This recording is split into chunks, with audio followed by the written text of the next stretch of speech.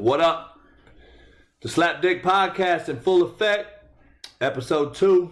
About to hit you guys right in the motherfucking mouth.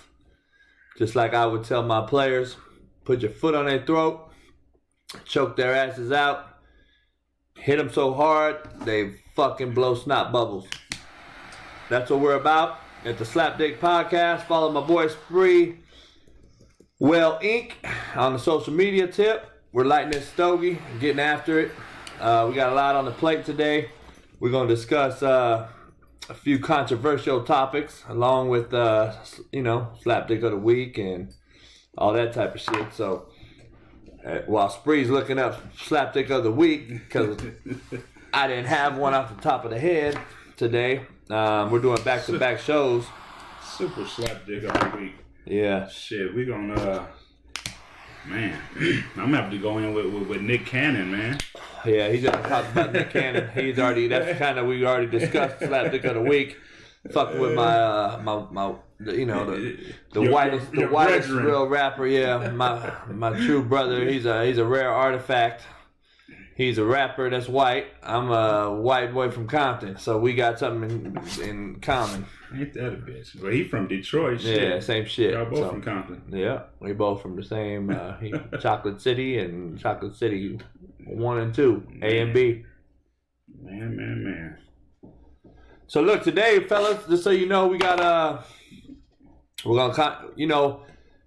gonna try to give everybody some motivational, spiritual advice, even though I'm not a preacher or nothing, but I want to give a couple people start their morning up, start their evening up, whatever it is. I think it's I live 24/7. I don't ever stop. I don't ever slow down.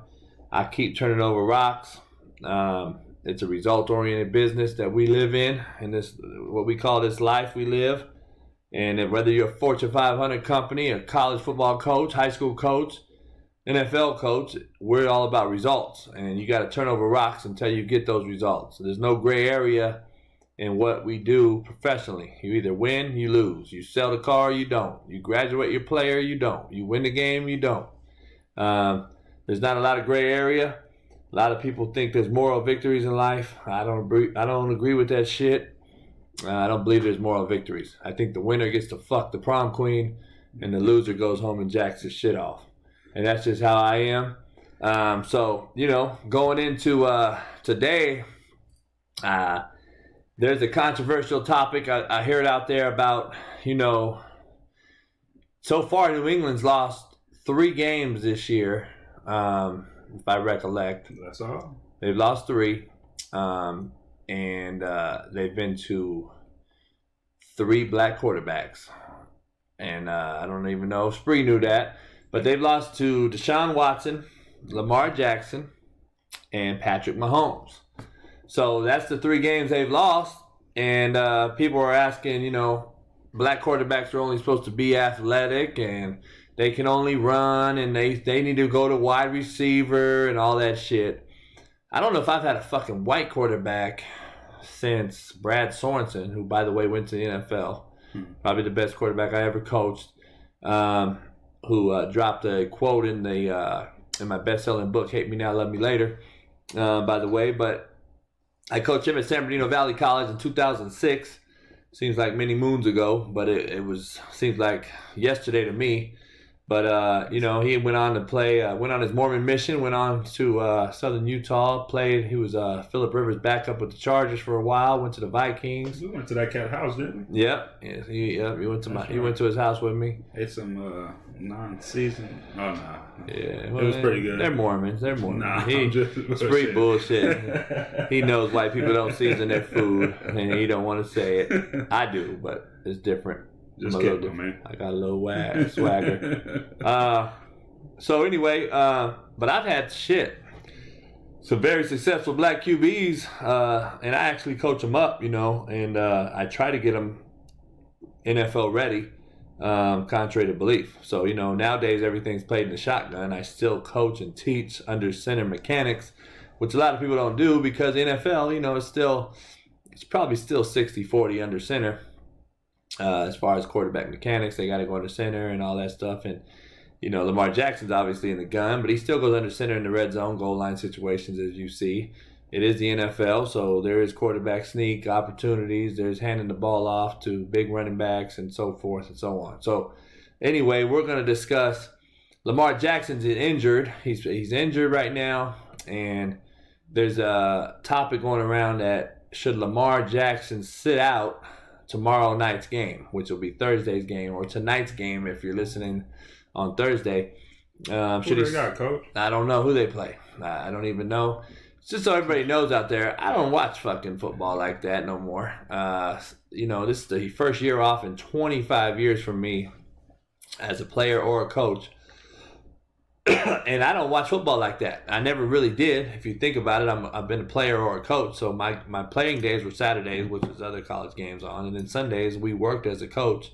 So we don't watch too many games. So I don't really know a lot about individual games. I'm just a historian. Somebody's sorry, because if they're thinking about not playing them, I'm sure it's not a crucial game. Well, that's where Spree might be wrong. They got the Jets. Spree might be wrong on that, because they do have a 1 game or a 2 game lead in the AFC. So there is some wiggle room in there. So the controversy is, should they sit him out regardless and save him for the stretch, or should he play like he's paid to do? There's that topic out there. I'll ask Spree what he thinks. They do have a 1 game lead on New England. They beat them head to head, and they've got a 1 game. I think the Ravens are 10-2 or what have you, 11-2. I don't know what they are, but either way, the Patriots have lost 3. I don't know where the Chiefs are. Chiefs lost 4 or so, but load management, man. Load management, man. Don't mention that shit to me. I'll go ahead and load management, man. I don't want to hear that. Like shit. My superior Clippers.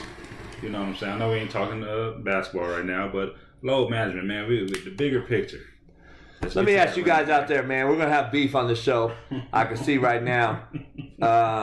So all you blue collar workers out there, do you guys get a chance to fucking do load management and fucking call in UPS or a post office or fucking a mechanic or whatever you guys do?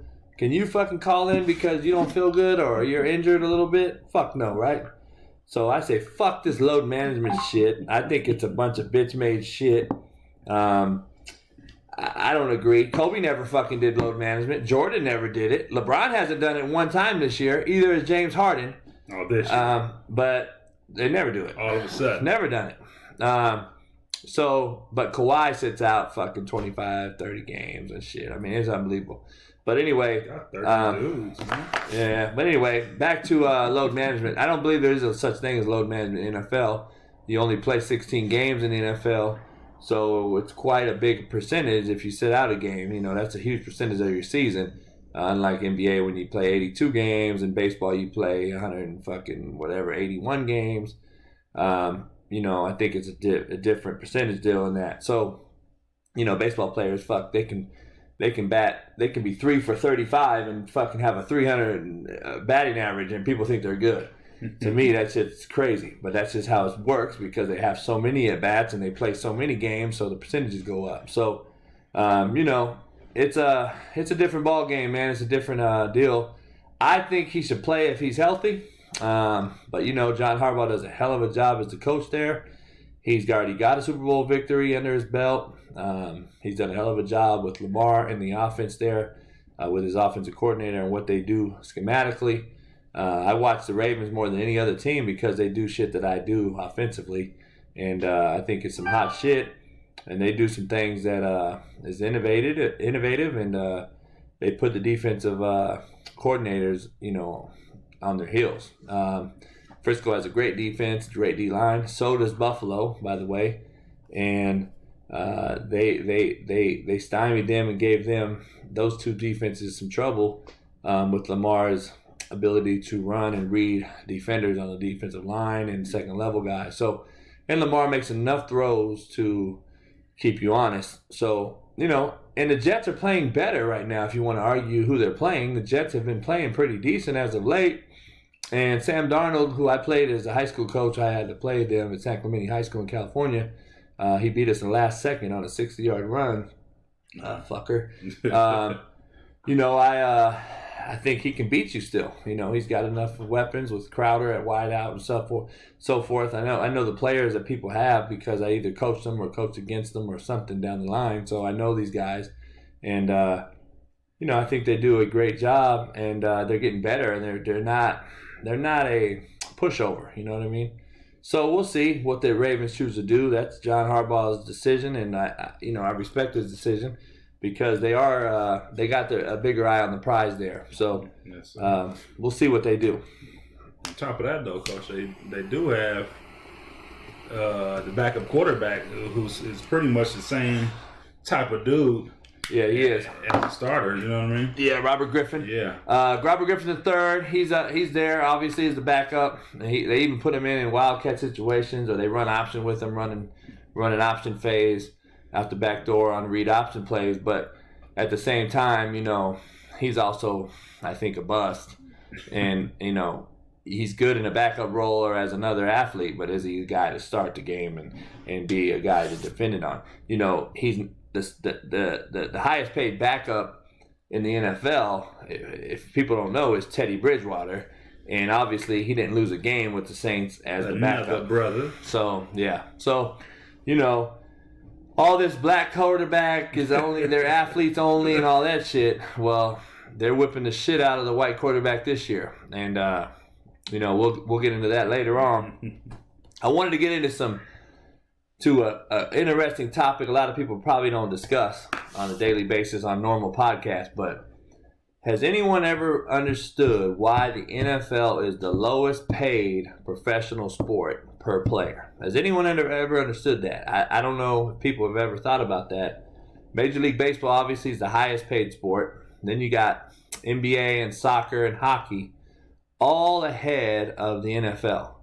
Yet the NFL has the most watched single event of every year, the Super Bowl. It should be a fucking holiday, I believe, on the Monday after the Super Bowl. I think it's a holiday. It's the most missed work day in the country every year, the day after the Super Bowl. More people call in sick on that Monday than any other day of the year.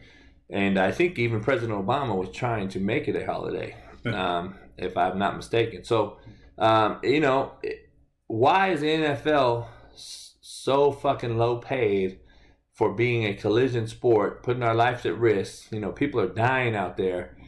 Head injuries and so forth, CTE, so on and so forth. They made movies with Will Smith about concussions. I mean, it's going on, and yet we're the lowest paid sport. So go figure. Why is that? We love the sport more than anything else when we play it. We grow up and play it. You grow up as a football player, you're a football player. And then you play basketball, you run track, you play baseball as a hobby. You don't play basketball and baseball and then go play football as a hobby. That's just not how it works. You play football because that is the true passion, and then you play these other sports because it rounds you out as a overall better athlete. And I do agree, you play other sports better. Multiple sport athletes are the best players in the world to me. But you start off playing football if you're a football guy. But yet we're the lowest paid professional sport. So why is that? I don't know. So yesterday, you got this Cole kid from New York Yankees get signed to this $325 million contract over 9 years or whatever. And then you got Strasburg the other day, a couple of days prior, get signed for a $245 million contract. 7 years. 7 years. Just so you know, I'm not no math major, but I'm a fucking hustler. That's $12,000 per pitch. $12,000. Damn. Every fucking pitch Strasburg makes. I just want to go pitch like 3 or 4 pitches. I'll be all right. But anyway, that's what these guys make. Now, you got fucking NFL guys who are struggling to make ends meet at the end of the day because of taxes and so forth and so on, depending on the state you live in.